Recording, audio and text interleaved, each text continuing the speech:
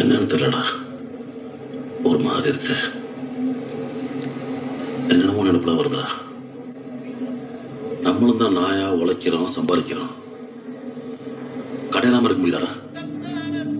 ஆனா உள்ள கடை வர மாத்தா ஒத்த பொம்பளைய உழைச்சு சம்பாரிச்சு சேர்த்து ஒத்த ரூபாட கடை இல்லாம காடு வீடு இப்படி சேர்த்துருக்காண்டா. எம்பிட்டு கஷ்டப்பட்டிருப்பா. உனக்குலாம் தெரியாதா செல்வம்?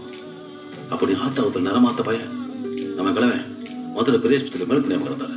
அப்பா நம்ம வீட்டில் தான் கஞ்சி காய்ச்சி கூடையில வச்சு தலையில சுமந்துக்கிட்டு உன்னை வகுத்துல வச்சுக்கிட்டு என்னை இடுப்பில் ஏற்றிக்கிட்டு ஒரு வேலை உப்புல அனுப்பிச்சுக்கிட்டு 2 பஸ் மாதிரி மதுரைக்கு போய் கிழவனை பார்த்து கஞ்சி ஊற்றி கொடுத்துட்டு இருக்கிற $1 குறைக்கி ஆயிட்ட கொடுத்து பண்ணும் பாடு கொடுத்துட்டு திரும்ப பஸ் யார் வந்தா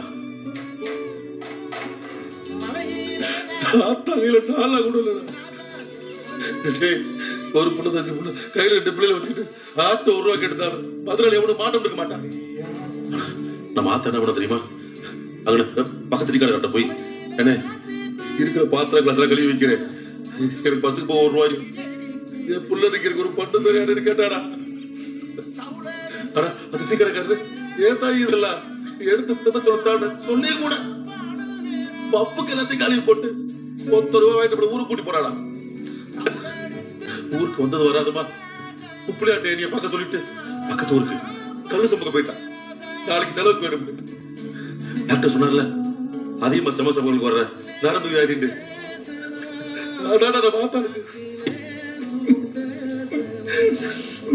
கஷ்டம்தான் இவளுக்கு கஷ்டப்பட்ட கிழக்கு சீமையில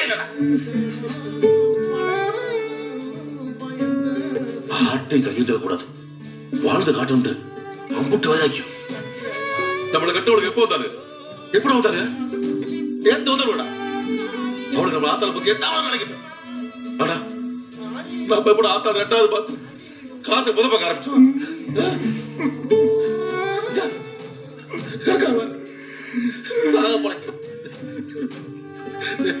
நாளைக்கு நேரம்